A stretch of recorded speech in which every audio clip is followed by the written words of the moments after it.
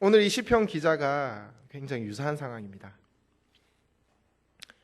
어떤 상황 속에서 이 시편 기자가 힘든 가운데 있는지는 명확하게 나오지 않지만 어쨌든 오늘 본문을 보면 매우 힘들어합니다. 하나님이여 사슴이 시냇물을 찾기에 갈급함 같이 내 영혼이 주를 찾기에 갈급하니이다. 이 광야에서 물은 뭐 강조를 할 것도 없습니다. 그냥 죽는 거죠. 목숨이 경각에 달려있는 이 사슴이 물을 찾듯이 내 영혼이 하나님을 찾는다는 것이죠. 내 영혼이 하나님을 찾는다? 뒤집어 생각해보면 아직 못 찾았다는 겁니다. 정말 내가 죽게 생겼는데 정말 죽을 정도로 지금 이 시냇물을 찾아야 되겠는데 하나님을 찾기에 갈급한데 아직도 갈급하다는 것이죠. 시냇물을 찾았으면 내 갈증이 해소가 되었을 텐데 나는 아직도 시냇물을 찾는 것처럼 하나님을 찾고 있습니다. 내 하나님을 못 찾겠다는 거죠. 2절입니다. 내 영혼이 하나님 곧 살아계신 하나님을 갈망하나니 내가 어느 때에 가서 하나님의 얼굴을 배울까. 여전히 갈망하고 또 언제쯤이면 하나님 얼굴을 뵙겠습니까? 이 시편 기자의 마음입니다. 내 하나님 어디 계십니까? 설상가상으로 이 상황에서 시편 기자는 대적에게 어려운 말까지 듣습니다. 3절에 사람들이 종일 내게 하는 말이 네 하나님이 어디 있느냐 하오니 내 눈물이 주야로 내 음식이 되었도다. 종일 나에게 그 말을 한답니다. 네 하나님 어디 있냐? 사실 그렇습니다. 우리가 신앙적으로 강건하고 은혜가 충만할 때 야, 내 하나님 어디 있냐 보여봐라. 야, 너는 안 보이냐? 나는 보이는데 지금 내 속에 계신데 나와 함께하고 계시는데 너도 그 하나님을 알길 바래. 할 수 있습니다. 그런데 이 주위 사람들이 내 대적이 나에게 하는 말이 네 하나님 어디 있냐? 이건 조롱이죠. 살아계신 하나님 웃기고 있는 네 상황을 봐. 네 꼬라지를 한번 봐. 너의 하나님이 있다고? 근데 내가 할 말이 없는 겁니다. 미치고 팔짝 뛸 노릇이죠. 그것도 종일 나에게 한답니다. 오늘도 그랬고 내일도 그럴 거고 계속 그래왔고 수시로 때때로 나 눈이 마주칠 때마다 네 하나님이 어디 있냐?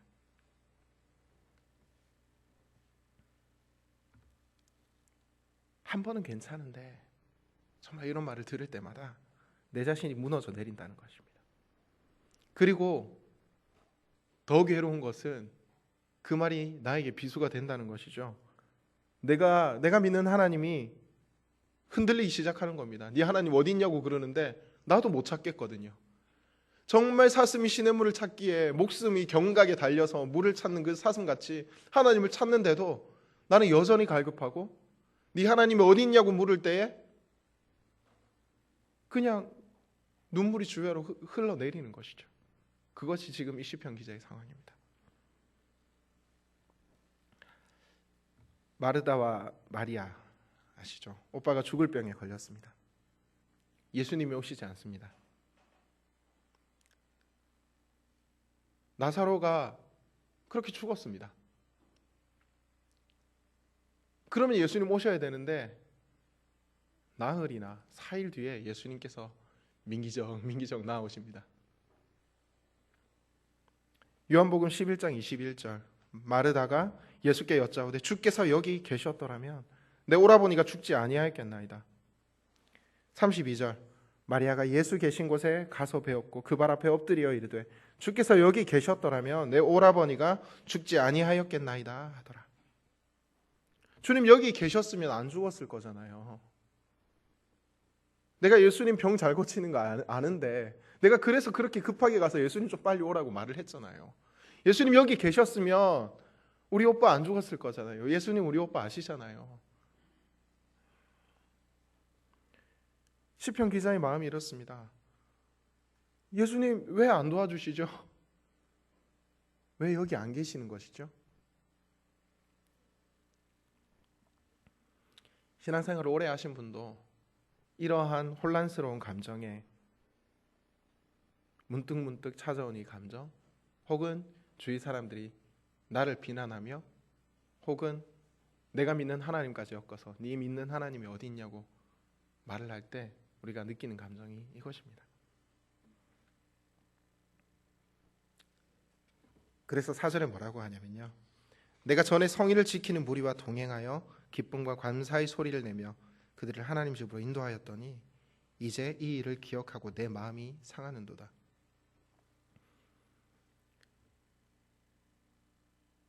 이전에 내가 그들을 하나님 집으로 인도하였었는데, 내가 그들을 교회 초대하고 있었는데, 이제 그 일 생각하니까 그냥 더 가슴이 아픈 거예요.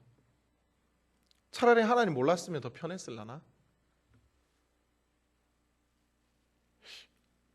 내가 지난 주일에 정말 엄청난 은혜를 받았습니다. 막 감동, 은혜가 충만하고 막 터져나갈 것 같이 그렇게 감동을 받았는데, 월요일 날 이렇게 눈을 떠보니까 또 월요병이 시작되는 거예요. 또 일주일 시작이네 하고 끙끙거리고 시작하고, 화요일 수요일쯤 되니까 이제 막 다크서클이 막 내려오기 시작하고, 아직도 주말은 먼 것 같고, 똑같은 거예요. 분명히 주일날 내가 은혜를 많이 받았는데 왜 하루 자고 나니까 내 삶은 똑같고 정말 판에 바뀐 것처럼 바뀐 게 하나도 없고, 뭔가 은혜에 충만할 때는 나아질 것 같고 희망이 보이는 듯 했는데 왜 이렇게 힘들죠? 이것이 시편 기자한테 내적 싸움이 되는 겁니다. 이것은 자기 자신이 영혼에게 이야기하는 소리, 또 하나님이 내 영혼에게 말하는 그 내용의 전쟁이 5절에서 일어납니다. 내 영혼아, 네가 어찌하여 낙심하며 어찌하여 내 속에서 불안해하는가? 이 말이 뭡니까? 내 영혼아, 어찌 네가 낙심하냐? 어찌 네가 내 속에서 불안해하는가? 뭔가 굉장히 조금 다시 힘을 내고자 하는 것처럼 보이지만 결국은 너 왜 이렇게 힘들어하냐? 힘들다는 거죠.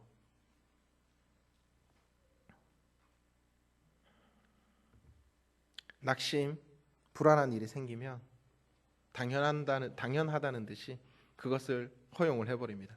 내면은 온통 불안하고 낙심으로 사로잡혀 버리는 거죠. 신학자인 마틴 로이드 존스가 그 영적 침체와 치유라는 책에서 무슨 말을 했냐면, 여러분의 삶이 대부분 불행한 것은 여러분이 자신에게 말하는 대신 자신의 말을 듣고 있기 때문임을 아십니까? 라고 말했습니다. 뭔 말인지 잘 모르겠죠. 저도 한 번 듣고 이게 뭔 말인지 잘 모르겠더라고요. 또 읽었는데, 자, 다시 한번 천천히 말씀드리겠습니다. 여러분의 삶이 대부분 불행하다고 느끼는 것이 여러분이 자신에게 말하는 대신, 그러니까 야, 너 여기서 정신 똑바로 차리고 이제 여기서는 힘내고 이제 이렇게 가야 돼 라고 말을 하는 것 대신에 자신의 말을 듣고 있기 때문임을 아십니까? 자신의 말을 듣는다는 것은 이렇게 머릿속으로 이렇게 해야 되는데 결국 속으로 그냥 야, 니까짓 게 뭐 할 수 있겠냐 라는데, 그 말에 듣고 보니 그런 것 같아요. 그걸 말하는 겁니다. 우리는 생각하는 것보다 우리 자아의 속삭임, 그러니까 내 속에서 이렇게 불쑥불쑥 나오는 그런 말들, 거기에 너무 쉽게 무너져 버립니다. 야, 네가 무슨 훈련받은 사람이냐? 야, 네가 무슨 예배자냐? 야, 네 삶을 봐. 네 머릿속에 들어있는 그 음란한 것들, 악한 것들, 죄악의 것들 너 봐봐. 너 예배 드리고 나오면서 은혜 다 까먹어버리고 결국 세상 사람들보다 더 세상 사람들 같이 살아가잖아. 너 봐. 근데 그렇게 내 마음속에서 탁 건드리면 그렇지. 너무 쉽게 무너져 버립니다.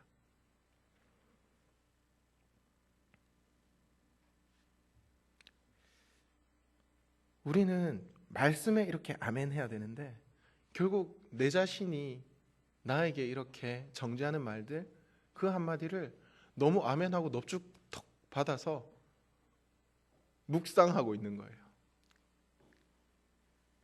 그런데 여기에 귀를 기울이면 안 됩니다.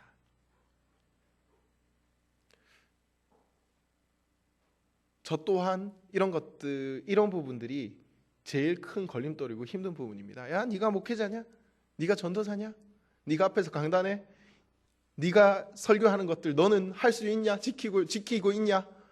우리 사랑합시다 하는 그 말 한마디를 못 지켜서 끙끙 앓는 게 저인데, 만약에 그런 식으로 저에게 정죄감이 찾아올 때 힘든 거죠. 두려운 거죠. 근데 사실 막 한때는 여기에가 이 나에 대한 이 정죄감이 너무 힘들어가지고 괴로워하고 있을 때였습니다. 이제 집에서 이제 한 번은 이제 밥을 먹으려고 이렇게 올라갔는데, 가끔 이제 제 아내가 그 이제 찬양을 듣기 위해서 마커스 모교 집회 이렇게 방송을 틀어놓을 때가 있습니다. 그래서 찬양이 막 나오고 이제 밥을 먹고 이제 이러고 이제 차를 한 잔 마시고 앉아 있는데, 이제 설교 이제 찬양이 끝나고 이제 설교가 이어져서 나온 거죠. 김남국 목사님의 설교였는데, 근데 그때 제가 고민하고 있던 부분에 대해서 탁 터치를 해주더라고요. 김남국 목사님이 이렇게 이제 그 마커스를 이렇게 이제 신앙적으로 양육하고 있는데, 둘로스 대표로서 그 예배 인도자 한 명이 그 김남국 목사님께 묻더랍니다. 저 예배 인도자 못 하겠다고, 찬양하고 하는 거 못 하겠다고. 내가 나를 아는데 나는 인도를 할 수가 없는 사람이라고. 너무 힘들고 고통스럽다고 그 질문을 하더랍니다. 김남국 목사님이 뭐라고 그랬냐면요, 그래, 나도 그래. 그냥 그 한마디 하셨다고. 네 의로 여기에 서는 줄 아냐? 우리는 은혜로 나아가는 거라고. 근데 제가 그 상황에서 그 한마디가 얼마나 마음의 위로가 되는지, 얼마나 힘이 되는지. 맞아. 그래, 맞아. 나는 설교 못하지. 그런데 은혜로 하나님께서 나를 이끌어 주셨고, 또 은혜로 말씀을 전하는 거지. 이 얼마나 큰 은혜입니까? 그렇지 않습니까, 여러분? 여러분, 우리 속에서 일어나는 그 정죄감들, 할렐루야입니다. 우리가 우리를 알죠. 내가 나의 악함을 제일 잘 아는지 않습니까? 그런데 우리가 이 자리에 있다는 것은 그렇기 때문에 은혜가 되는 겁니다. 제가 한 번 새벽 기도에서 나눴지만 내 의로 혹은 나의 열심으로 그런 것들은 그냥 일꾼이 받는 삭시 되는 거죠. 하지만 정말 은혜가 되기 위해서는 내가 아무런 자격도 없음에도 그럼에도 주어지는 그것이 은혜가 되는 것입니다. 여러분, 은혜를 누리신 자입니까?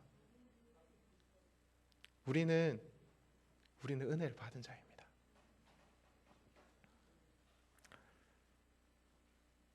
그래서 5절에 하나님께 소망을 두라는 것입니다. 너는 하나님께 소망을 두라. 그가 나타나 도우심으로 말미암아 내가 여전히 찬송하리로다. 그렇다면 하나님께 소망을 두는 것이 무엇일까요? 하나님을 향한 확정된 마음입니다. 하나님께서 나를 도우실 것이라는 그 믿음이죠. 일이 풀려나가는 것을 보면서 그래, 사람의 인도를 보면서 이제 역사하시는구나 믿는 게 아니라 이미 하나님께서 도우심을 믿는 겁니다. 오늘 이 시편 기자는 상황이 끝난 것이 아니라 주위에서는 계속 비난하고 있습니다. 너희 하나님이 어디 있느냐 종일 말을 하고 있습니다. 종일 나를 보며 정죄하며 내 하나님이 어디 있느냐고 비아냥거립니다. 그런데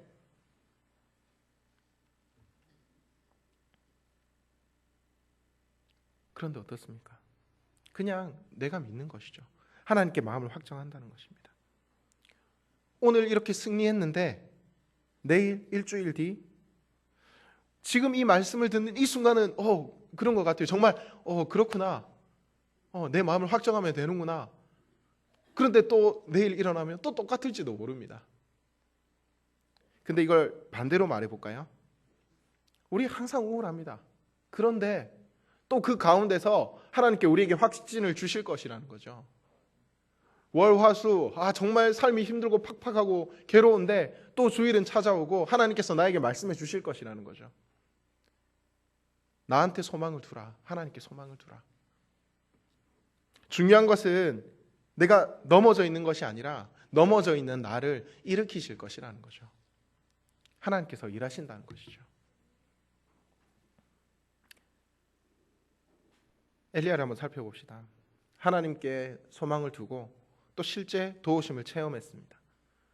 바알 선지자 450명 앞에서도 담대했고 하늘에 불이 떨어지는 기적을 체험하고 또 그들을 다 멸하십니다. 그 중심에 엘리야가 있었습니다. 그런데 이세벨이 사신을 엘리야한테 보냅니다. 야, 내가 내일 이맘때 반드시 네 생명을 오늘 죽어 있는 저 바알 선지자들하고 똑같이 내가 만들어 줄게. 그렇게 하지 않으면 내가 벌을 받고 벌을 받으니 기필코 너를 죽이고 말 거다. 그 한마디에 엘리야가 무너져 버리는 겁니다. 열왕기상 19장 14절에 엘리야가 말합니다. 그가 대답하되 내가 만군의 하나님 여호와께 열심히 유별하오니 이는 이스라엘 자손이 주의 언약을 버리고 주의 제단을 헐며 칼로 주의 선지자들을 죽였음이오며 오직 나만 남았거늘 그들이 내 생명을 찾아 빼앗으려 하나이다. 내가 여호와께 정말 열심히 했는데 결국 나만 남았습니다. 모든 시선이 나한테 있는 거죠. 나만 남았다는 겁니다. 낙심, 불안을 허용해 버린 거죠. 이에 하나님께서 엘리야에게 뭐라고 말씀하시냐면요. 18절에 그러나 내가 이스라엘 가운데서 7천 명을 남기리니 다 바알에게 무릎을 꿇지 아니하고 다 바알에게 입맞추지 아니한 자니라. 너 웃기지 마. 7천 명 있어. 나밖에 없다고 생각했는데 7천 명이 있답니다. 나는 볼 수 없지만, 나는 느낄 수 없지만 하나님께서는 예비하시고 또 하나님께서는 그 7천 명을 통하여서 지금도 일하시고 계시는 겁니다. 이것이 우리가 하나님께 소망을 둘 수 있는 이유죠. 하나님께서 여전히 일하십니다. 지금 내가 정말 목이 말라서 사슴이 시냇물을 찾듯이 여호와를 찾는데도 느껴지지 아니하십니까? 아니요, 하나님께서는 지금도 일하시고 역사하고 계십니다. 모든 초점을 나한테만 맞추지 마십시오. 하나님께서는 그렇게 좁으신 분이 아닙니다. 나 하나에 갇혀지실 분이 아니라는 것이죠. 그리스도인은 이 하나님께 크시고 지금도 일하시고 역사하시는 그 하나님께 기반을 두는 것, 그리고 그 하나님께 확정된 마음으로 시작하는 것, 다시 하나님께 소망을 두는 것, 이것이 필요합니다. 다니엘과 세 친구는 어떨까요? 바벨론 포로 시절에 모두 하나님께 소망이 없다고 말하는 그 시점에서 여호와께서 그리 아니하실지라도 하나님만 따르겠다. 하나님이 나를 지켜주시지 아니할지라도 상관없다. 나는 하나님께 소망을 두겠다. 내 목숨이 죽든 말든 하나님께만. 초점이 다릅니다. 나에게 집중한 것이 아니라 만약에 이 상황에서 나에게 집중했다면 어떨까요? 우와 진짜 억울하다. 그렇죠. 이보다 억울할 수가 있습니까? 하나님을 새 친구가 한 번이라도 마음을 섭섭하게 해드린 적 있습니까? 포로가 돼서 끌려오고 그 온갖 순환을 당하는 그 속에서도 하나님을 배반하지 않았더니 결국 하나님을 따랐다고 하는 그 결과가 풀무불에 태워진다고 하는 것이죠. 얼마나 억울합니까? 그런데 그 시선이 하나님께 있을 때 나오는 고백이 그리 아니하실지라도 인 것입니다. 에스더요? 왕이 먼저 부르지 않으면 죽을 수도 있지만 죽으면 죽으리라. 하나님께만 소망을 두는 것이죠. 모두가 절망한 상황에서 다시 하나님을 바라보는 것.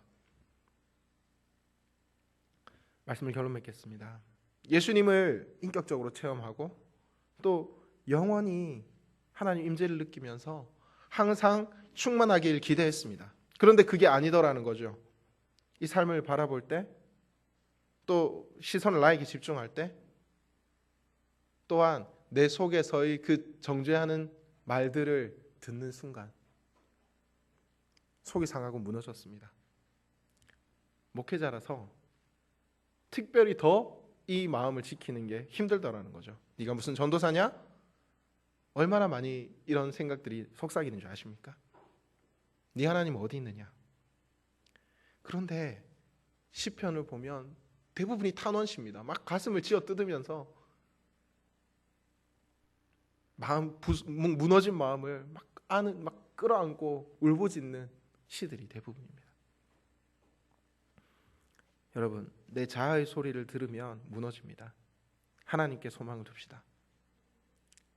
그러면 오늘 이 5절 마지막처럼 알 수 없는 찬양이 흘러나옵니다. 가슴이 미어지고 무너졌습니까? 또 내일도 그럴 수 있습니다. 그런데 하나님께서 내일 무너지십니까? 아니요. 무너진 만큼 더 소망을 두면 되지 않습니까? 내일, 모레 괜찮습니다. 은혜를 받았다가 또 넘어지는 우리처럼 또 넘어져 있는 우리를 또 그 은혜 가운데 일으키실 분은 하나님이십니다. 오늘 아침 눈을 떴을 때 오늘 또 주일 은혜 가운데서 하루 잘 보낼 수 있을까? 왠지 자신이 없는 겁니다. 근데 생각해 보니까 어제 이렇게 이 말씀을 준비해 놓고 또 내 속에서 올라오는 말을 듣고 할 수 있을까? 자신 없는 막 이러고 있는 거예요. 그래서 또 오늘 말씀을 생각하고 힘을 냈습니다. 오늘 5절 말씀 우리 다시 한 목소리로 한번 읽어봤으면 좋겠습니다. 시편 43편 5절입니다. 시작. 내 영혼아 네가 어찌하여 낙심하며 어찌하여 내 속에서 불안해하는가? 너는 하나님께 소망을 두라. 그가 나타나 도우심으로 말미암아 내 하나님을 여전히 찬송하리로다. 아멘. 한 번만 더 읽고 말씀 마치겠습니다. 시작. 내 영혼아 네가 어찌하여 낙심하며 어찌하여 내 속에서 불안해하는가? 너는 하나님께 소망을 두라. 그가 나타나 도우심으로 말미암아 내 하나님을 여전히 찬송하리로다. 아멘. 기도하겠습니다. 그렇습니다. 주님, 저희는